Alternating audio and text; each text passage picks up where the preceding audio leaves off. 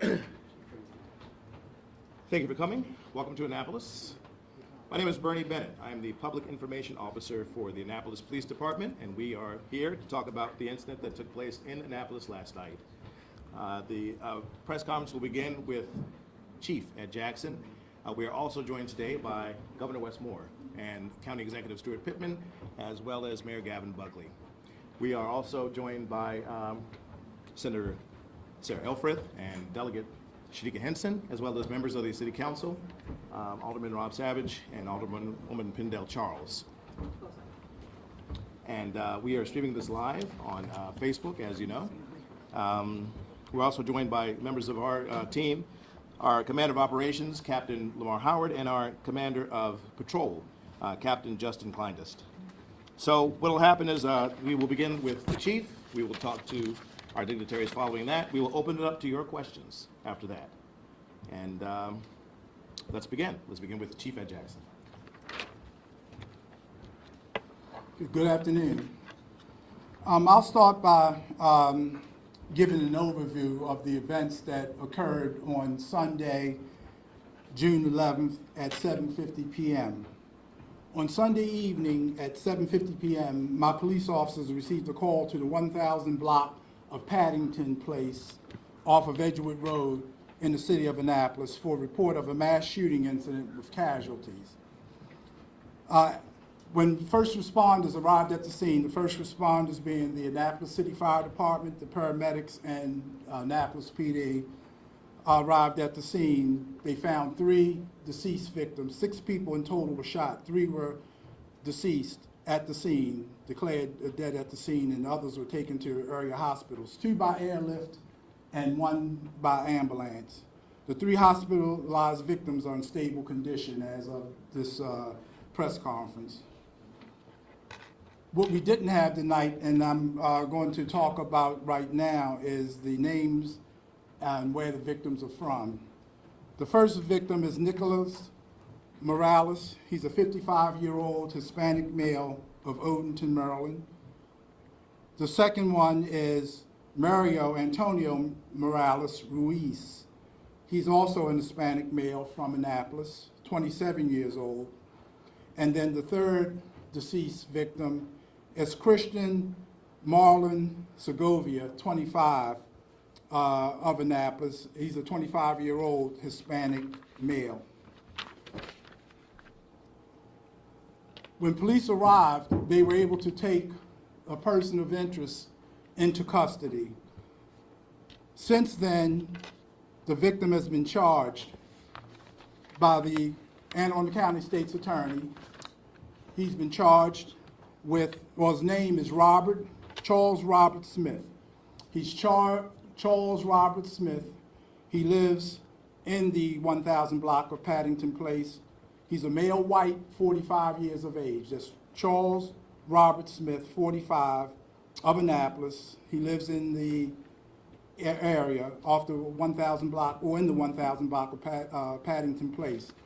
He was charged with 3 counts of second-degree murder, 3 counts of first-degree assault, 3 counts of attempted murder, and use of handgun in commission of a crime. He's currently being booked at Jennifer Road facility and charged with those offenses.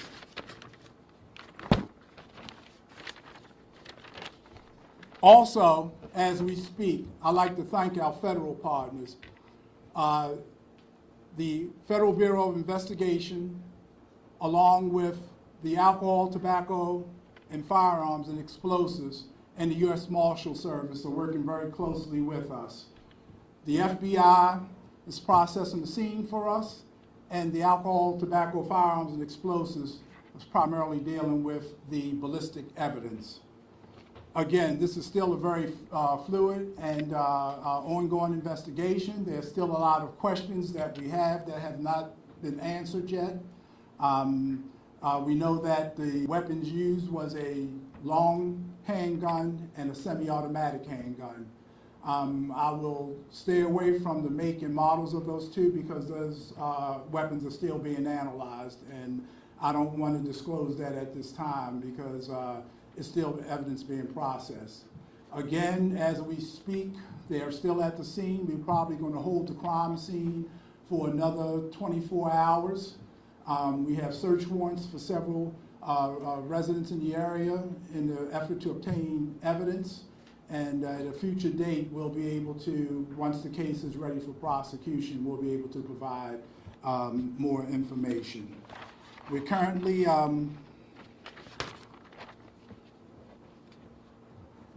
preparing for some type of follow-up with Anne Arundel County's crisis response, along with my community outreach. We want to go back down there in the days ahead, the days and week ahead, to provide any type of outreach services to the community. You know, a lot of people, particularly young people and old people for that fact, have been traumatized by the events. Annapolis still remains a safe city. I want to highlight that point. I can't underscore that enough. This was an isolated incident. It was contained immediately.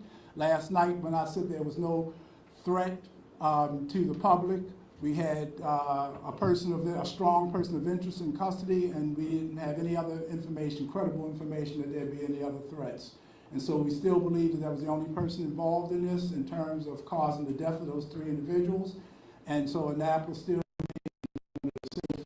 cities in the region. So I want the public to understand that there's no concern that there will be any other violence. Of course, we were always on top of it and do our very best to make sure that our neighborhoods, all communities, are covered to the best of our ability.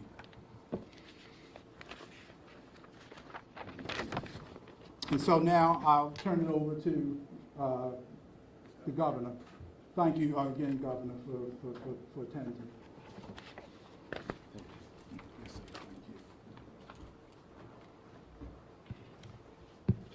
Good afternoon. I want to thank you all for being here as we continue to monitor the developments surrounding the shooting that took place last evening here in Annapolis. And I want to thank the chief and also thank all the many brave members of the Annapolis Police Department, all of our first responders, and all of their partners. It was these individuals who rushed to the scene immediately when this heinous crime happened and acted decisively.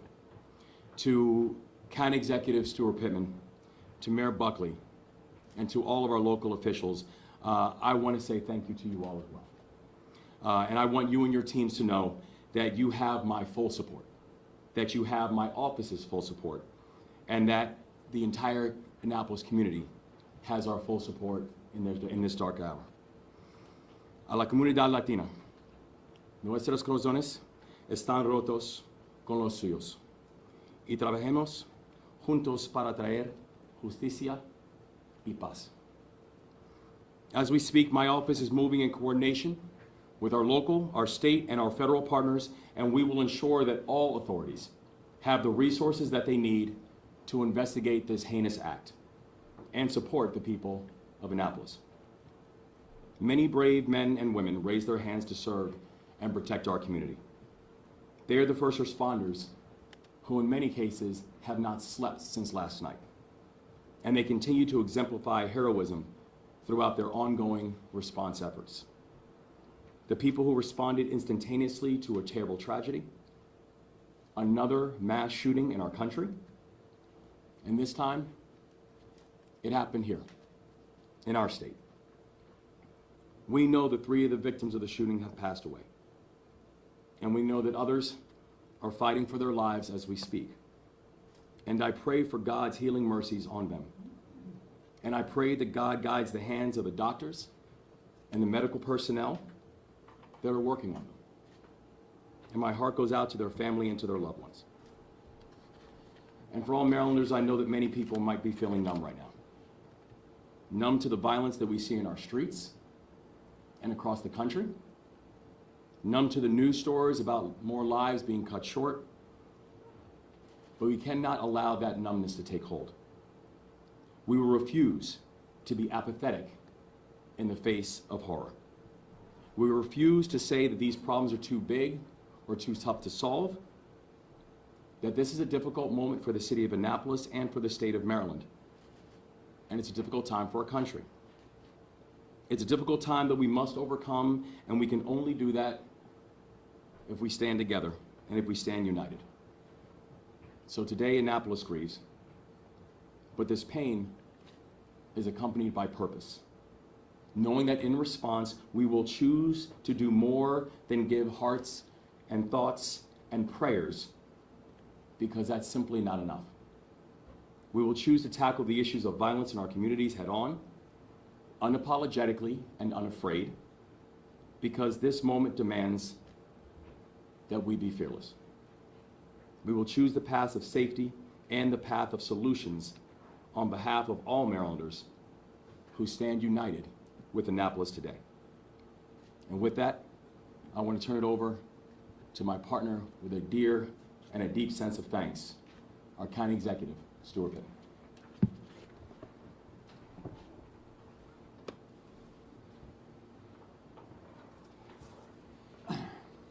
Well, I want to thank Governor Moore for being here and checking in. And it's not the first time that he's checked in. And I want to thank Mayor Buckley also for always being a partner and being my partner in this battle against gun violence. To the victims' families in that home, estamos aquí para ustedes. Y somos familia. To all of the Latino community in Anne Arundel County, somos familia. To our crisis response teams, which is our police department and our mental health agency who work together, who were there all night, as well as those who speak Spanish, able to speak to the victims and their families. Thank you for your work. And all of the Anne Arundel County Police Department. Chief Awad let me know last night that we were moving folks from their shifts into Annapolis to cover while the Annapolis team was at the site. So thank you, all the first responders. I can't help but ignore the fact that Rick Hutzel, the former editor of the Capital Gazette newspaper, is here, and that it was 5 years ago that we had a mass shooting in Annapolis in that newsroom. And I and every candidate at the time who was running for office was asked by Rick Hutzel and the Capital Gazette to say what we would do to prevent a mass shooting from ever happening in this town again. And so I apologize that we did not stop mass shootings in this town. They have not stopped in this country. We have worked together, and we will continue to work together. I was thrilled to see the governor sign legislation that the General Assembly passed this year to address the fact that the Supreme Court of the United States made Maryland's gun laws no longer constitutional in their opinion. So we're addressing that at the state level. I've worked with Mayor Buckley and our gun violence prevention task force and now our gun violence intervention team to reduce gun violence, but I don't think there's anything that we as a local jurisdiction could have done to prevent weapons of the kind that were used. I don't know exactly what kind they were, but they were powerful enough to do a huge amount of damage on the front lawn of a home in a quiet neighborhood in a short amount of time. And weapons like this have no place in our neighborhoods. They do not resolve conflicts, and they make the job of law enforcement much more dangerous than it would be otherwise. So I would like to bring Mayor Buckley up to share his thoughts.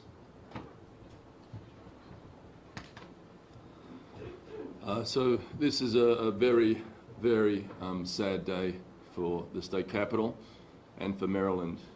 But look at the response around us. I was getting calls, messages from our county executive, our delegates, senators, our governor to ask what they could do to help. Because for us, this is personal.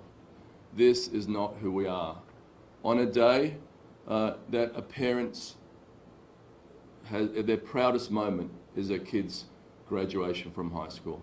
And on a graduation day, on a block party, where you're around family, where you should feel safe, this kind of violence happened.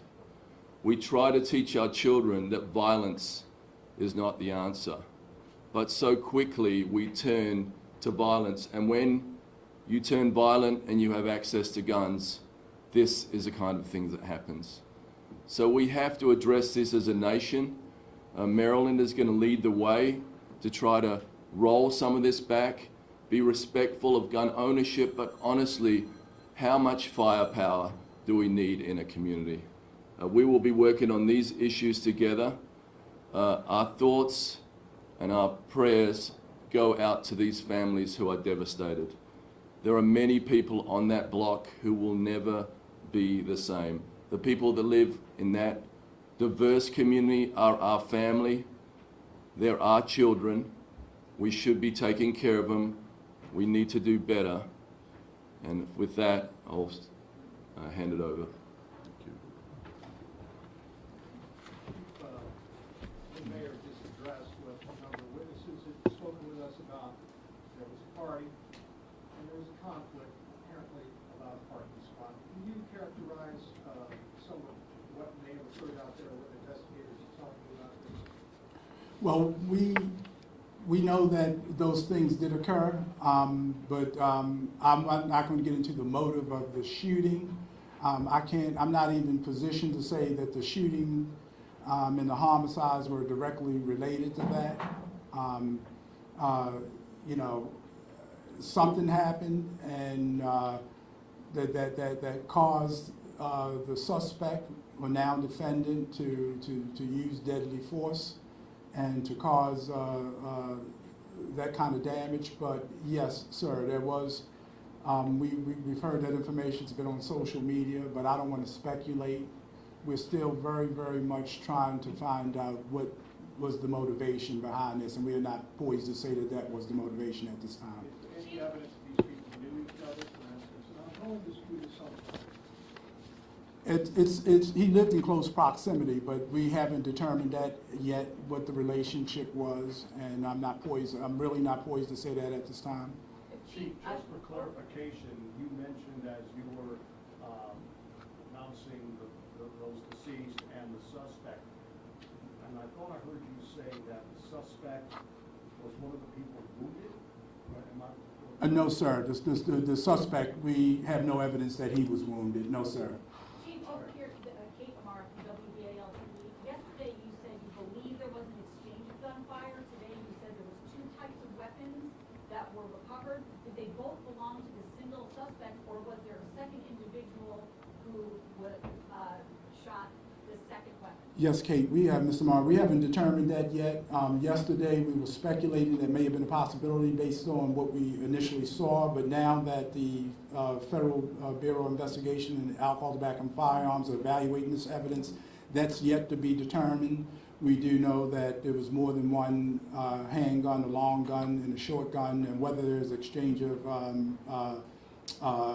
gunfire, autopsy, and other forensic evidence will determine that. So I have to get back to you at a future date. Were those the shooting happened, were there shots fired from inside the home towards people outside, in the direction of where they were? That we're still trying to determine. We do know that there was a busted window, and I don't know whether that was firing from the outside.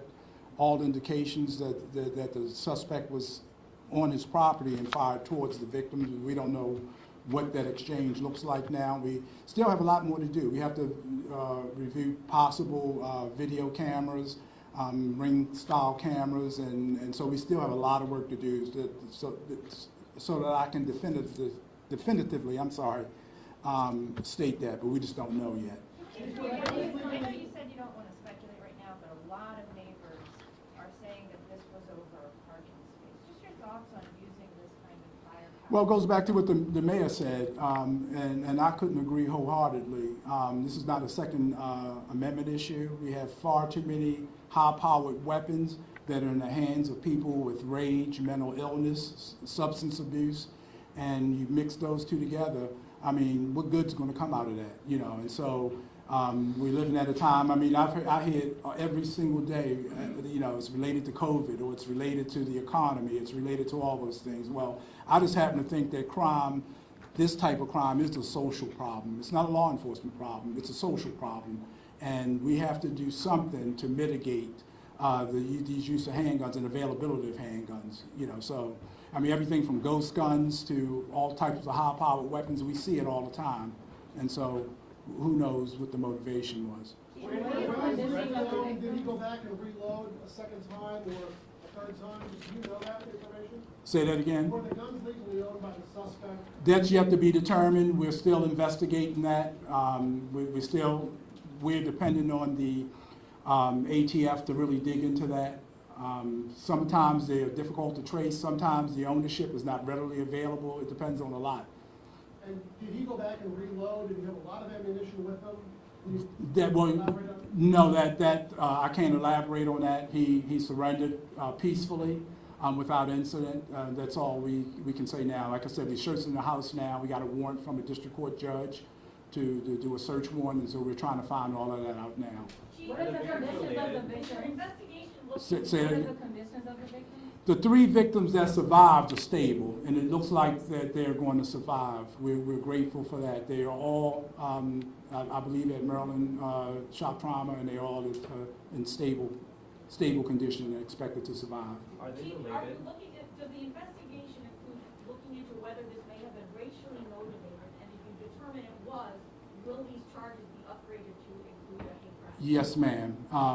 That's exactly correct. It's too early to tell what the motivation was, but if it is a hate crime, that falls under the U.S. Code, and it'll probably be prosecuted in federal court, because of any hate crime, especially when a murder is involved, the Federal Bureau of Investigation, the United States Department of Justice, and the U.S. Attorney will probably take a look at that. I'm not speaking for them, but hate crimes are, in this case, would fall under the federal statutes.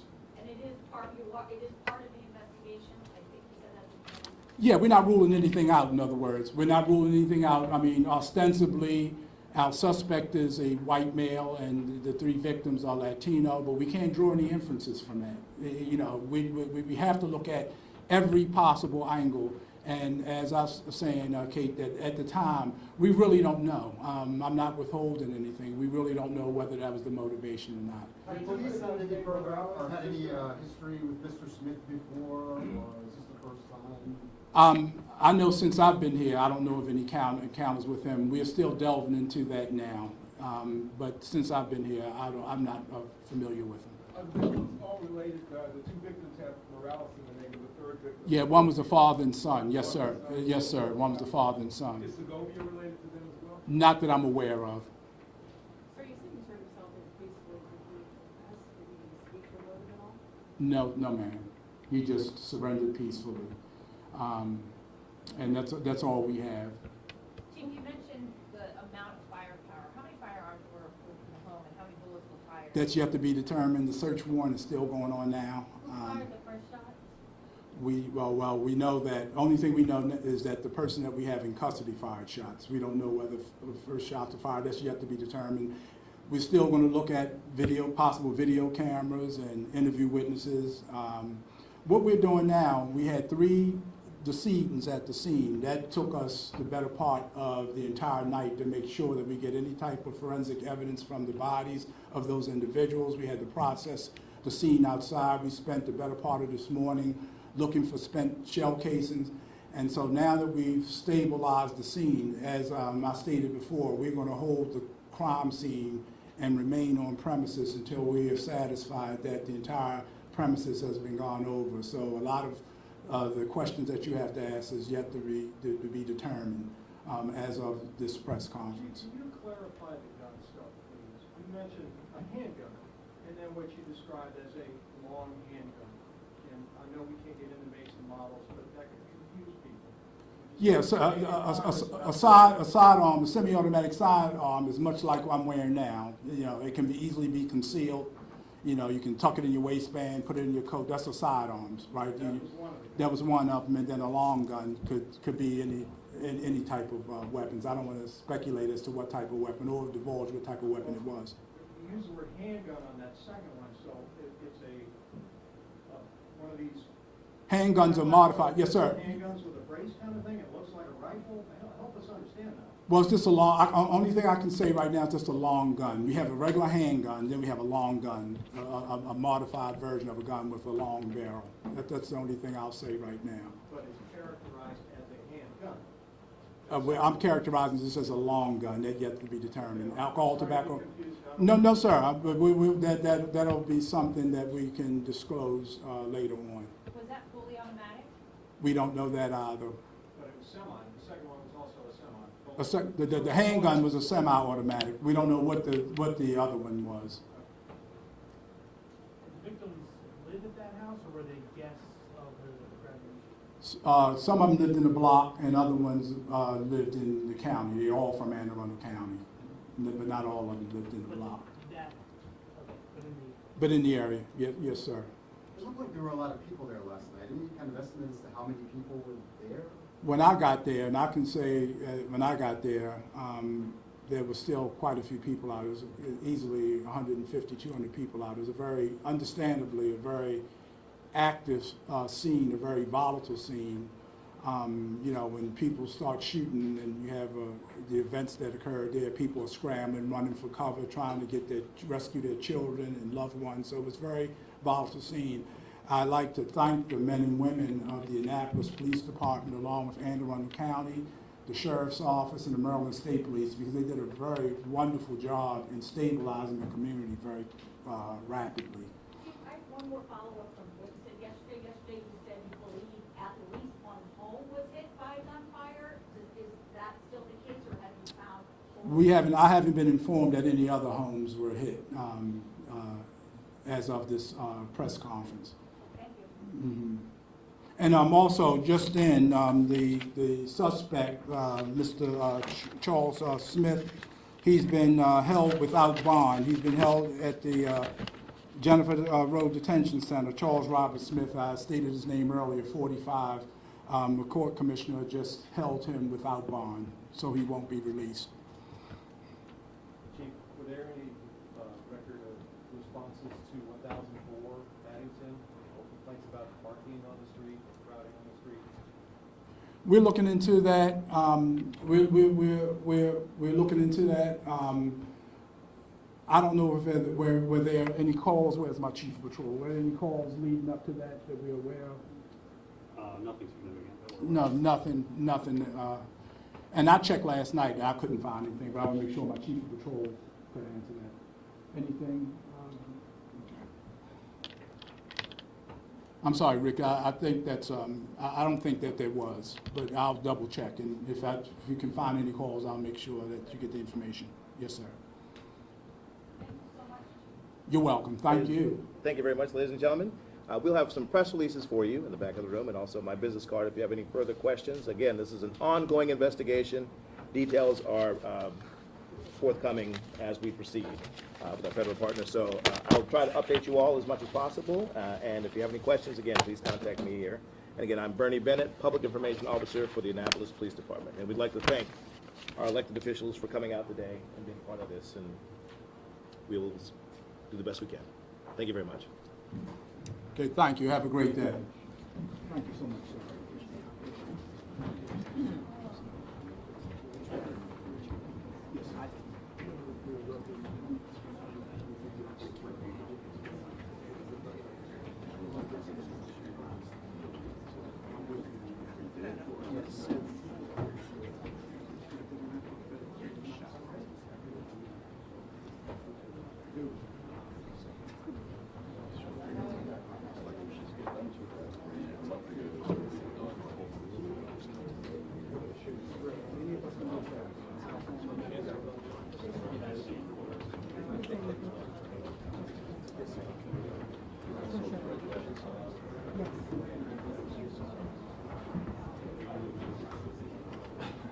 We're gonna correct that in the application. We're gonna clarify that on